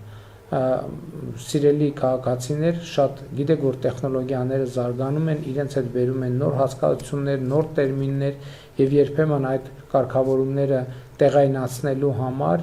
մենք ունենում ենք մի խոչընդոտ, պարզապես թարգմանելը չի ստացվում, որովհետև հայերենում դեռևս այդ բաները տերմինաբանությունը չկա։ Հիմա մենք ինչ ենք ասում ենք որոշ կարգավորումներ մենք Հայաստանում ներդրենք տեխնոլոգիական ոլորտների եւ նաեւ որոշակի ժամանակ մենք տրամադրենք միջև հայերենում այդ նոր բառերը կձևավորվեն եւ թարգմանությունը հնարավոր կլինի, որպեսզի տեխնոլոգիական ներդրումների համար մենք այս խնդրի պատճառով խոչընդոտներ չստեղծենք։ 56 երկրի դիտարկման 2 եւ հեռահաղորդակցության 1 տիեզերական արբանյակի ձեռքբերում եւ շահագործում։ Մենք պետքա մինչև 2031 թվականը ունենանք 3 արբանյակ երկրի ուղեցրում, որպեսզի մեր հեռահաղորդակցության եւ նաեւ մեր երկրի տարբեր կարիքների համար օգտագործելու, այդ թվում գյուղատնտեսության, գյուղատնտեսական հողերի մշակման եւ վիճակագրության, այդ թվում մինչև հիմա օրինակ Հայաստանում բանավեճեր կան, թե Հայաստանում ինչքան խաղողի այգի կա, ինչքան ծիրանի այգի կա, արբանյակային նկարները եւ արհեստական բանականությունը մի օրվա ընթացքում այդ թվերը մեզ կտան եւ անընդհատ ցանկացած պահի, երբ որ մենք ուզենանք, այդ թվերը կունենանք։ Նույնը վերաբերվում է ենթակառուցվածքներին, ճանապարհները ինչ վիճակում են, անտառները ինչ վիճակում են եւ այլն եւ այդպես շարունակ։ Հետևաբար մենք պլանավորում ենք ունենալ 2 + 1 արբանյակ, մեկը հեռահաղորդակցության, երկուսը դիտարկման, այսինքն որպեսզի մենք կարողանանք մեր ենթակառուցվածքներին, նաեւ մեր երկրի տարբեր խնդիրներին արբանյակից հետևել, տիեզերքից հետևել։ 57 կիբերպաշտպանության ազգային կենտրոնի ստեղծում եւ տեխնիկական եւ կիբերանվտանգության կարողությունների զարգացում։ Նախորդ օրերին ես այս թեմայով խոսել եմ բազմիցս։ 58 թվայնացման հանրային ծառայությունների միասնական մուտքի հարթակում տվյալը մեկ անգամ սկզբունքի հիման վրա օգտագործողների թվի շարունակական աճի ապահովում մինչև 300,000 մարդ։ Սա ինչ է նշանակում, որ մենք այս համակարգով քաղաքացուց տվյալը մի անգամ ենք ուզելու, հետագա ամբողջ կյանքի ընթացքում ինքը ինչ պետական մարմին գնա, այնտեղ որտեղ փաստաթուղթ եւ այլ տվյալներ են պահանջվում, քաղաքացուց այլևս ոչ մի տվյալ չպետք է ուզեն, որովհետեւ այդ տվյալները արդեն ներբեռնված կլինեն եւ հասանելի կլինեն պետական մարմիններին։ 59 պետական եւ տեղական ինքնակառավարման մարմիններում միասնական նույնականացման ծածկագրերով, հասկացություններով, սահմանումներով եւ դասակարգումներով թվայնացված վարչական ռեգիստրների ձևավորման ամբողջականացում եւ դրանց հիման վրա ինտեգրված միասնական պետական վարչական տեղեկատվական համակարգի գործարկում 2031 թվականին։ Սա էլ թվայնացման թեման է, արդեն համայնքների մակարդակում մենք էլի ուզում ենք այնպես անենք, որպեսզի համայնքներում մարդկանց այդ աշխատանքում թղթահարությունը հասցվի 0-ի եւ մարդիկ անընդհատ տեղեկանքներ տանել բերելու անհրաժեշտություն չունենան։ 60-րդ կետ խաղային ոլորտի մոնիթորինգային կենտրոնի ամբողջության գործարկում մինչև 2027 թվականը։ Սա մի ծրագիր է, որը պետք է պետության համար տեսանելի դարձնի բոլոր խաղադրույքները, բոլոր շահումները եւ բնականաբար այստեղից նաեւ առաջացող հարկային պարտավորությունները, ինչը ըստ էության կզրոյացնի ստվերը խաղային ոլորտում։ Կապիտալի 61 կապիտալի շուկայի արժեքի կրկնապատում 2025 թվականի 664 միլիարդ դրամի համեմատությամբ 2031 թվականին հասնելով 1.3 տրիլիոն դրամի։ Սա մեր կապիտալի արժեթղթերի շուկայի մասին է եւ մենք նրա զարգացմամբ շատ շահագրգռված ենք, որպեսզի առաջինը քաղաքացիները ներդրնելու խնայողությունները ներդրնելու հնարավորություն ունենան ոչ միայն բանկերում, այլև արժեթղթերի շուկայում, երկրորդը բիզնեսները ֆինանսական միջոցներ ներգրավելու հնարավորություն ունենան ոչ միայն բանկերից, այլև արժեթղթերի շուկայում թողարկումներ իրականացնելու միջոցով։ Այսօր էլ կա այդ հնարավորությունը, բայց մենք այդ հնարավորությունը ուզում ենք դարձնել ավելի մեծ եւ ավելի մատչելի թե բիզնեսի եւ թե քաղաքացիների համար։ 62-ը սուբվենցիոն ծրագրերի շարունակական ապահովում որակի վերահսկողության ավելի հուսալի մեխանիզմի ներդրմամբ։ Դե սիրելի քաղաքացիներ, բոլորդ էլ տեսել եք, թե սուբվենցիոն ծրագիրը ինչ փոփոխություններ է բերել ձեր համայնքներում, ձեր միջավայրերում, մենք այդ ծրագիրը նույն ինտենսիվությամբ շարունակելու ենք, իհարկե հնդածս տարբեր ծրագրերով կնայենք համայն կառավարության մասնաբաժինների հարցը, բայց որ ծրագիրը շարունակվելու է միանշանակ։ 63. Պետական գույքի կառավարման համակարգի ամբողջական թվայնացում մինչև 2027 թվականի ավարտը։ Համայնքային գույքի կառավարման ամբողջական թվայնացում մինչև 2030 թվականի ավարտը։ Մենք ուզում ենք, որ նաև պետական գույքի կառավարումը, մասնավորեցումը, վաճառքը գույքերի լինի էլի թվային հարտակներում, որպեսզի դա հասանելի լինի բոլորին, տեսանելի լինի բոլորին, եւ ես մենք այս նպատակը կիրագործենք։ 64. Հակակոռուպցիոն միջազգային վարկանիշների շարունակական բարելավում, հակակոռուպցիոն կրթության եւ իրազեկվածության մակարդակի ավելացում։ Մենք 2018 թվականի հեղափոխությունից հետո հսկայական առաջընթաց ենք ունեցել հակակոռուպցիոն պայքարի միջազգային վարկանիշերում, վերջին տարիներին որոշակի լճացում է զգացվում, մենք շատ հետ չենք գնում, բայց առաջ էլ չենք գնում, մենք առաջիկայում այս խնդիրը պետք է լուծենք, որպեսզի մենք շարունակական աճ արձանագրենք միջազգային վարկանիշներում։ 65. Սոցկրեդիտների համակարգում հասարակական կազմակերպություններին եւ լրատվական միջոցներին նվիրատվությունների համակարգի ստեղծում։ Սա ինչի մասին է։ Դուք գիտեք, որ ուրեմն սոցիալական համընդհանուր հայտարարագրման համակարգով քաղաքացիները ունեն սոցիալական կրեդիտներ ստանալու հնարավորություն որոշակի ծախսերի դիմաց, առողջապահական եւ կրթական ծախսերի։ Մենք հիմա ուզում ենք ստեղծել հնարավորություն, որ քաղաքացիները որոշակի սահմանաչափով գումարներ հնարավորություն ունենալ նվիրել լրատվամիջոցների եւ հասարակական կազմակերպությունների, որպեսզի այդ լրատվամիջոցները եւ հասարակական կազմակերպությունները ֆինանսավորվեն ավելի շատ հանրության կողմից եւ բնականաբար ավելի մեծ պատասխանատվություն ունենան եւ հաշվետվողականություն հանրության առաջ։ 66. Հանրային գնումների ոլորտին թափանցիկության եւ օրինականության ապահովում մենք շարունակաբար պիտի զարգացնենք պետական հանրային գնումների համակարգը, որպեսզի մրցակցայնությունը, թափանցիկությունը եւ նաեւ գնումների որակի մակարդակը շարունակաբար աճի։ 67. Ապօրինի, այդ թվում կոռուպցիոն եղանակով ստացված ակտիվների վերադարձի գործընթացի շարունակականություն, որը ներառելու է ապօրինի սեփականաշնորհված եւ վարձակալությամբ վերցված անտառների, լողափերի, զբոսայգիների ու պուրակների, ինչպես նաեւ կրթական հաստատությունների եւ այլ հանրային տարածքների վերադարձ համայնքներին ու պետությանը վերականգնված միջոցների միասնական հաշվեհամարի շարունակական համալրում, ապօրինի ծագում ունեցող անշարժ ու շարժական գույքերի վերադարձ հանրությանը, սա վերաբերում է բարձրաստիճան պաշտոնյաների կողմից գույքի եւ պաշտոնյաների կողմից գույքի ապօրինի սեփականաշնորհմանը կամ վարձակալությանը։ Իհարկե ես պարբերաբար ներկայացնում եմ այդ process-ները գնում են եւ արդեն վճռաբեկ դատարանը ունի նախադեպային վճիռ, բազմաթիվ գույքեր վերադարձրել են, ես դա ներկայացնում եմ հատիկ առ հատիկ խորագրով իմ Facebook-յան էջում, նաեւ ուզում եմ ընդգծել, որ խորհրդանում էլ ասացի, որ քաղաքական ուժեր կան, թե ասում են, պատշաճ ձևով սպասվող ծավալներով չի իրականացվում գույքի վերադարձը, հետաքրքիրն է նա, որ այսպես խոսում են այն քաղաքական ուժերը, որոնց ներկայացուցիչները հենց այս ապօրինի գույքի գործընթացով անցնում են եւ նրանք այս խոսույթը փորձում են օգտագործել հանրության շրջանում հիասթափություն առաջացնելու համար։ Այո, տեմպերի հետ կապված մենք խնդիր ունենք, բայց դա նաեւ նրանից է, որ էլ եմ ասում, սիրելի ժողովուրդ, մենք մաֆիայի գույքն ենք իր ձեռից վերցնում, մենք մաֆիայի դեմ ենք պայքարում եւ մաֆիայի դեմ պայքարը այդքան հեշտ չի եւ ինչ այլոց մենք միակ քաղաքական ուժն ենք, որ շարունակում ենք, բոլոր այն քննադատողները, որ լավ չի իրականացում պետական ապօրինի գույքի վերադարձը, իրենցից ոչ մեկը չի ասում, այ որ մենք գանք իշխանության, ավելի լավ դա կանենք, որովհետև իրենց 90%-ը հենց այս ապօրինի գույքի վերադարձի process-ի թիրախն են,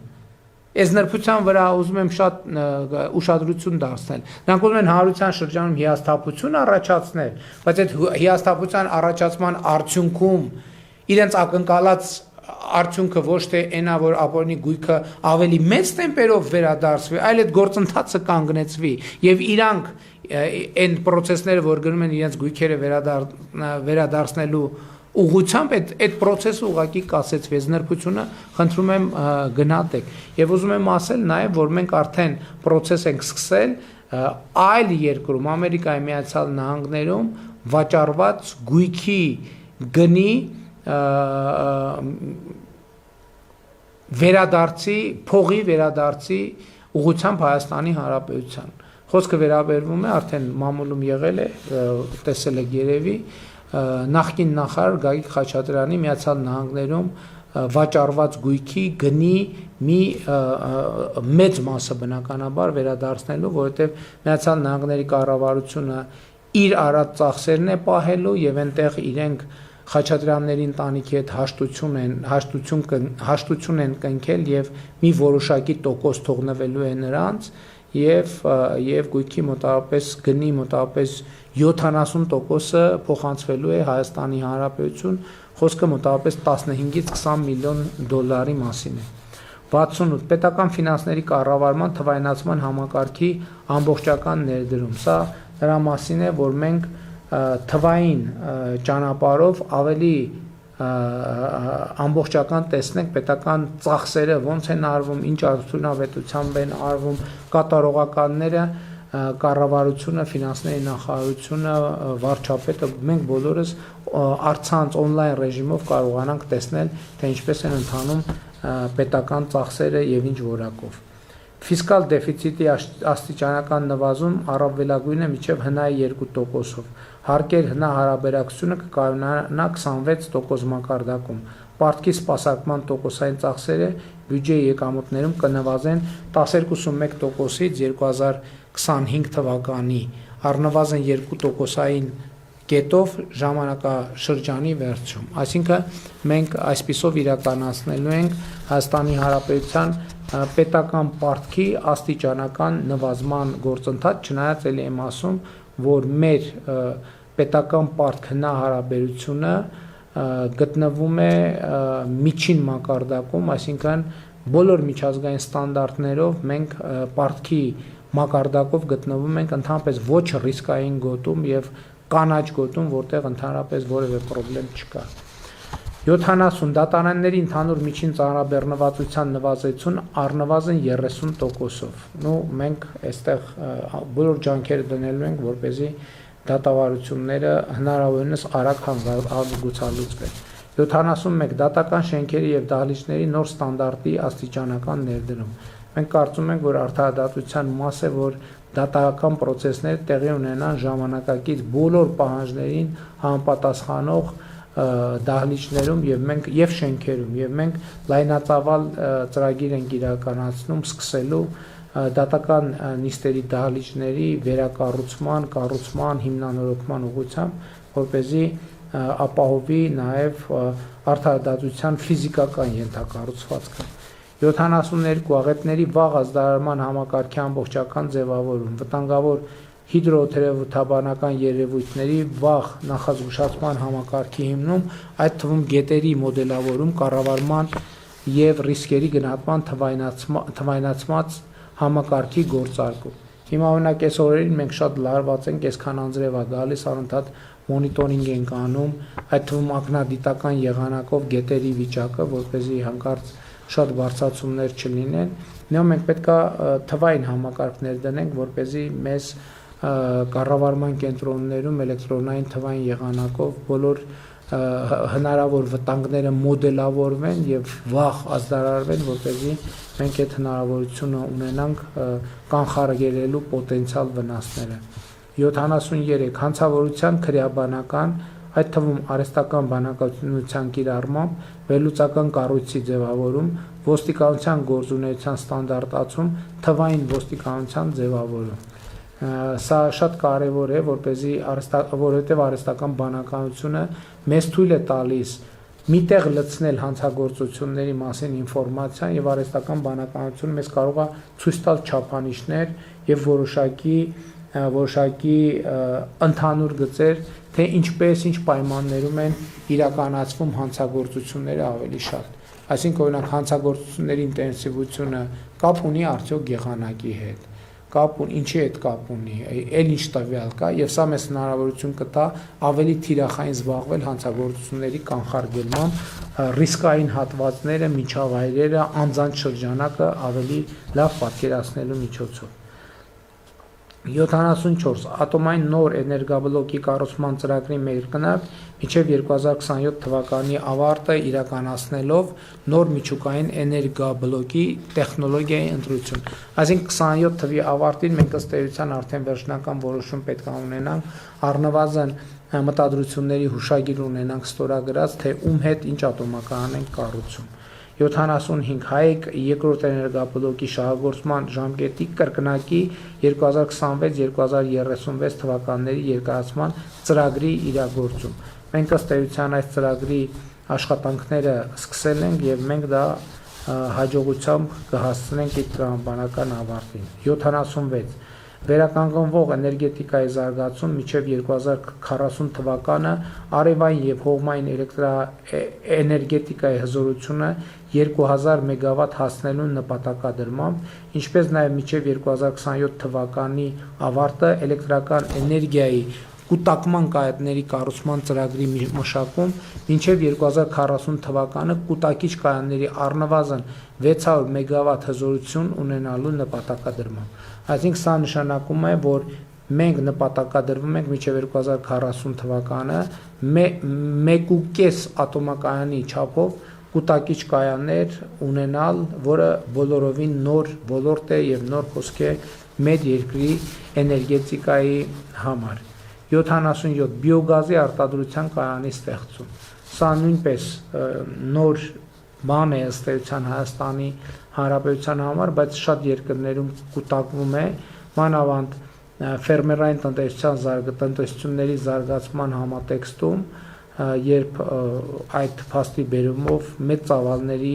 գոմախբ է արտադրվում, դա օգտագործվում է բիոգազի արտադրության համար եւ մենք Հայաստանում կաջակցենք այսպիսի տեխնոլոգիաներ ներդնողներին։ Կանաչ ջրածնի արտադրության կայանի ստեղծում։ Սա կանաչ ջրածին այն է, երբ որ արևային էլեկտրաէներգիայի օգտագործելու միջոցով արտադրվում է ջրածին եւ արդեն մութ ժամերին այդ ջրածինը վառելու եւ այրելու եւ էլեկտրաէներգիա ստանալու նպատակով այս տեխնոլոգիայի ուղղությամբ մենք արդեն մի քանի տարի աշխատում ենք, միջազգային գործընկերների հետ ինտենսիվ քննարկումներ ունենք եւ առաջիկա 5 տարվա ընթացքում արդեն կոնկրետ օրինակ պետք է ունենանք կանաչ ջրածնի արտադրության։ 79 Հայաստան մտնող ինտերնետային միջազգային նոր կապուղու հիմնարկ։ Մենք ուզում ենք նաեւ այսօր Հայաստան մտնում է երկու ինտերնետային կաբել, մենք ուզում ենք ավելացնենք այդ կաբելների թիվը, որպեսզի հասկանալիորեն ունենանք այլընտրանքներ եւ դիվերսիֆիկացնենք ինտերնետային մեր հասանելիությունը։ 80 Արդյունաբերական քաղաքի կառուցում, ինտեգրված արդյունաբերական եւ հետազոտական միջավայրի ստեղծմամբ, հանրապետության մարզերում 2 արդյունաբերական գոտիների ստեղծում։ Այստեղ մենք մեր բիզնեսի հետ նաև խորհրդակցել ենք եւ նախորդող շրջանում այս հարցը մի քանի անգամ քննարկվել է եւ մենք քանի որ օրինակ գործարանները ունեն կրկնվող ծախսեր, ասենք որպեսզի ամեն պոտենցիալ գործարան ստեղծող ինքը առանձին իր համար խողովակ չքաշի, ճանապարհ չանցկացնի, էլեկտրաէներգիա չանցկացնի, մենք կաջակցենք, որպեսզի ասենք օրինակ ոնց որ ժամանակին եղել է գործարանային կայարանի միջավայրում եղել են ամբողջը գործարաններ, մենք հանրապետությունում կստեղծենք գոտիներ, որպեսզի երկու մարզերում եւ գուցե նաեւ Երևանի մերձակայքում, որտեղ արտադրություններ հիմնելը կլինի ավելի գրավիչ, որովհետև ներդրողները այն ծախսերը կարողանան կրճատել, որոնք առանձին պետք է անեին այսպես թե այնպես, իրենք պետության կառավարության աջակցությամբ իրար հետ այդ անհրաժեշտ կրիտիկական ենթակառուցվածքները կունենան, հնարավոր է նաև ընդհանուր արտադրամասեր ունենան, որովհետև շատ դեպքերում հաստոցները արագ, այսպես ասած, վերափոխվում են եւ տարբեր նույն հաստոցով կարելի է տարբեր արտադրանքներ ստանալ եւ գուցե նաեւ այսպիսի համագործակցություն հնարավոր կլինի եւ առաջիկայում մենք կկենտրոնանանք այդ խնդրի լուծման համար, հաշվի առնելով նաեւ ինժեներական քաղաքի ստեղծման արդեն իսկ հաջողված փորձը, մենք հաջորդ փուլում արդեն արդյունաբերական երկու գոտիների եւ արդյունաբերական քաղաք ստեղծելու ուղղությամբ ինտենսիվ աշխատանքներ կանենք, այսինքն կստեղծենք այդ գոտիները արդյունաբերական 81 բազային եւ թեմատիկ շերտերով հագեցած ազգային տարածական տվյալների ենթակառուցվածքների հասանելիություն պետական եւ համայնքային մարմիններին, իրավաբանական եւ ֆիզիկական անձանց, ինչպես նաեւ ազգային գեոպորտալում 12 բազային շերտերի տվյալների կիրառմամբ վերլուծական բաց հասանելի գործիքների ներդնում։ Սա մի շատ կարևոր ծրագիր է, որտեղ մենք ազգային գեոպորտալում մեր հանրապետության մասին բոլոր տվյալները իհարկե տարբեր շերտերով եւ տարբեր հասանելիությամբ ունենում ենք, բոլոր խողովակաշարերը, բոլոր էլեկտրահաղորդման գծերը, բոլոր ճանապարհները, կոյուղու բոլոր ամբողջ համակարգը եւ այլն, իհարկե էլի ասում եմ, այս շերտերի մի մասը կլինի գաղտնի, հասանելիություն չեն ունենա շատերը, բայց կլինեն նաև բաց շերտեր, որպեսզի ասենք ցանկացած քաղաքացի այդ թվում իր կադաստրային քարտեզի հետ կապված գործառույթներ կարողանա իրականացնել առցանց ռեժիմով։ 82-ը Հայաստանի Հանրապետության տարաբնակեցման եւ տարածքային կազմակերպման գլխավոր նախագծի մշակում եւ ընդունում։ Սա ինչի համար է, որպեսզի մենք հիմա շատ է խոսվում հողերի նշանակության փոփոխության մասին եւ այլն, շատ բարդություններ են լինում, մերժումներ են լինում,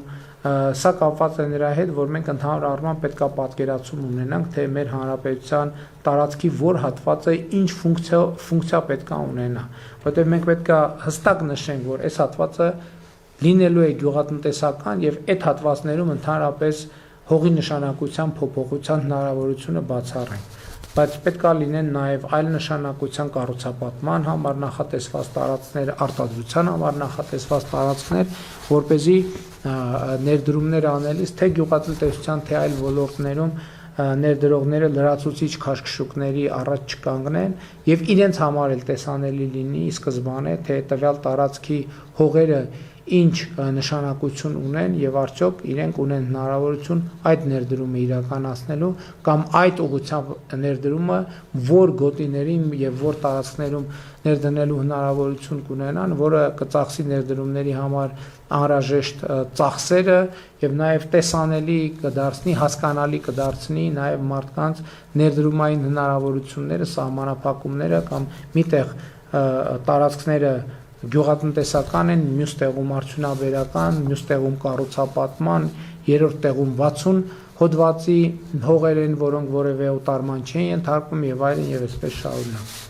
83 քաղաքաշինական նորմերի եւ ստանդարտների ներդաշնակեցում ԵՄ նորմերի շինարարության ներառյալ ճանապարհաշինության նոր ստանդարտի սահմանում։ Սա շինարարության եւ շին հրապարակների որակի մասին է։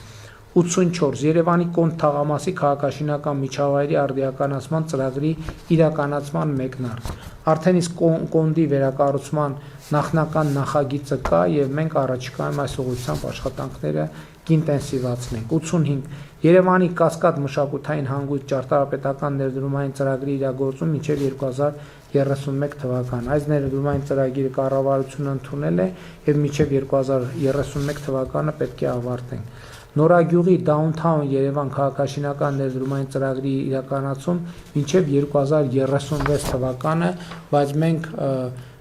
արդեն հաջորդ տարվա մեջ այս ներդրումային ծրագիրը կսկսենք։ 87 Դալմայի քաղաքային այգում բնահեն լուծումներով կառուցում, Մայրաքաղաքի կանաչ ֆոնդի ավելացում 230 հեկտարով, Երևանում Հրազդանի կիրճի ռեկրեացիոն գոտու ստեղծման աշխատանքների մեկնարկ 2036-ին ավարտելու նպատակադրումով, Երևանի Նոր Մարաշ վարչական շրջանում առնվազն 7 հեկտար քաղաքային անտառ պուրակի ստեղծում։ Արդեն շատ խոսուն է լրացուցիչ մեկնաբանության անհրաժեշտություն չեմ տեսնում, Երևանում կանաչ գոտիները պետք է էականորեն ավելանան։ 88 Սևանի առափնյա տարածքի քաղաքաշինական եւ տնտեսական ներուժի վերագնահատում առավելագույն օգտագործում բնապահպանական ժամանակակից ստանդարտներին համապատասխան։ Այս թեմայի մասին էլ ենք խոսել, որ Սևանի շուրջ պետք է լինեն, ինչպես ընդունված է ասել, էկո-ֆրենդլի ներդրումներ, որպեսզի դրանից Սևանը ոչ միայն չտուժի, այլև Սևանի ջրի որակը եւ ընդհանրապես Սևանի պահպանման խնդիրը հիմնահարցը ավելի շատ այսպես ասած սեփականատերեր ունենա, որ ավելի շատ մարդիկ շահագրգռված լինեն Սևանի մաքրությամբ, որովհետեւ դրանից կախված է լինելու նաեւ իրենց տնտեսվարում է իրենց բիզնեսը։ 89 ամեն հաջորդ տարի Սևանալճից 5 միլիոն խորանարդ մետրով պակաս ջրառ, այսինքն ամեն տարի մենք Սևանից ավելի պակաս ջուր վերցնենք եւ սա շատ կարեւոր խնդիր է։ 90 էկոպարեկային ծառայության կողմից ժամանակակից հսկողական տեխնոլոգիաների միջոցով ՀՀ ամբողջ տարածքում 24/7 ռեժիմով անտառների եւ բնության հատուկ պահպանվող տարածքների պահպանություն, կենսաբազմազանության պաշտպանությանն ու զարգացմանն ուղղված միջոցառումների իրականացում, այսինքն մենք էկոպարեկների ծառայությունը ամբողջությամբ առաջիկա 5 տարվա ընթացքում կիրականացնենք հանրապետությունում։ Կենսաբանական անվտանգության եւ մարդու առողջության վրա շրջակա միջավայրի, կլիմայի փոփոխություն, օդ, ջուր, ազդեցության կառավարման համակարգի ներդրում, շրջակա միջավայրի ճառագայթային մոնիտորինգային ինքնաշխատ համակարգի ընդլայնում, միջազգային չափանիշներին համապատասխան մթնոլորտային օդի որակի համապատասխան մոնիտորինգի համակարգի ստեղծում, 16 ժամանակակից դիտակայան ռեֆերենս լաբորատորիա ունենալու միջոցով, շրջակա միջավայրի ճառագայթային մոնիտորինգի 24/7 ռեժիմով աշխատող ցանցի ընդլայնում 2028 թվականին։ Իհարկե օդի եւ ճառագայթային վիճակի անդադար մոնիտորինգ պետք է լինի եւ դրանից բխող միջոցառումների ձեռնարկում, որպեսզի մենք օդի որակի հետ կապված խնդիրները ֆունդամենտալ ձևով հասկանանք։ 92 Բնակարանային ֆոնդի ռենովացիա, շենքերի տանիքները, կանաչ շնչող տանիքների վերափոխման ծրագրի իրականացում, վթարային շենքերի խնդրի լուծման ներդրումային ծրագրի խթանում։ Մենք հիմա առաջինը վթարային շենքերի հարցը պետք է լուծենք, ասել եմ, ներդրումային ծրագրերի միջոցով եւ նաեւ շենքերի տանիքների խնդիրը պետք է լուծենք։ Մենք նպատակ ունենք շենքերի տանիքները վերածել նաև ժամանակակից լուծումներով այնտեղ որտեղ հնարավոր է կանաչ տարածքների, որը Երևանում հատկապես կծառայի, նույնպես կծառայի օդի որակի եւ կանաչ տարածքների ընդլայնման նպատակին։ 93 ՊՆ համակարգում 2000-ականներից ձևավորված երկարամյա զինծառայողների, զինթոշակառուների, զոհված եւ հաշմանդամություն ձեռք բերած զինծառայողների բնակարային պարտավորությունների լիարժեք մարում, այսինքն 2000-ականներից հերթացուցակ է ձևավորվել երկարամյա զինծառայողների, զինթոշակառուների, զոհված եւ հաշմանդամություն ձեռք բերած զինծառայողների բնակարանային պարտավորությունների մենք հիմա հույս ունեմ առաջիկայում կառավարության որոշումը կընդունենք 4 տարվա ընթացքում այս բնակարանների հարցերը լուծելու ենք։ 94 հասանելի բնակարան բոլորին պետական բնակարանային քաղաքականության գաղափարախոսության ձևավորում եւ ներդրում։ Մենք սկսելու ենք սոցիալական բնակարանաշինություն, իհարկե փոքր ծավալներից կսկսենք, հետո կտեսնենք հետագա ընթացքը։ 95 3000 նոր տան կառուցում սահմանամերձ եւ այլ գյուղական բնակավայրերում։ Այսինքն մենք 16 միլիոնի ծրագիրը զարգացնելու ենք եւ դարձնելու ենք ավելի նպատակային եւ թիրախային։ 96 1000 նոր սոցիալական բնակարանների ապահովման ծրագիր։ Սա նույնպես իմ ասած նախորդ ծրագրի շարունակությունն է, այսինքն հասանելի բնակարանը մի քիչ ավելի ապահոված խավի համար է, իսկ սոցիալական բնակարանը ավելի պակաս ապահոված խավի համար։ 97 Ղարաբաղից տեղահանված 10,000 ընտանիքների բնակ ապահովում։ 98 բազմազավատ ընտանիքների բնակարանային ապահովման պետական աջակցության ծրագրի ընդունում։ 99 Սփյուռքի հետ հարաբերությունների վերաֆորմատավորում համահայկական, մասնագիտական, իրավաբանական, առողջապահական, ձեռնարկատիրական եւ այլ երիտասարդական, ուսանողական ցանցերի ընդլայնում, զարգացում, ստեղծում եւ նրանց հետ համագործակցության խորացում։ Այն տրամաբանությամբ, որ այդ համագործակցության հիմքում պետքա առանցքում պետքա լինի Հայաստանի Հանրապետությունը եւ Հայաստանի Հանրապետության զարգացման շահերը։ 100 Սփյուռքի պետականակենտրոն կազմակերպությունների համաժողովի կազմակերպում խաղաղության պայմաններում Հայաստան-Սփյուռք գործակցության հայեցակարգ ընդունելու եւ իրագործման մեխանիզմներ ձևավորելու նպատակով։ Ահա սրանք էին նաեւ այն կետերը, որոնք մենք կոնկրետացրել ենք, սիրելի քաղաքացիներ, նաեւ ես հույս ունեմ առիթ կունենամ ներկայացնելու նաեւ Հայաստանի ինստիտուցիոնալ եւ տնտեսական վերափոխման դոկտրինը, որը մեր նախընտրական ծրագրի ըստ էության անբաժանելի մաս է, ես ուզում եմ վերադառնալ նորից հիշատակվեց Ղարաբաղից տեղահանված մեր հայրենակիցների բնակ ապահովման ծրագիրը, իհարկե այսօր արդեն մոտ 5000 քաղաքացի արդեն բնակարանի ձեռքբերման վկայագիր ընդունելու այդ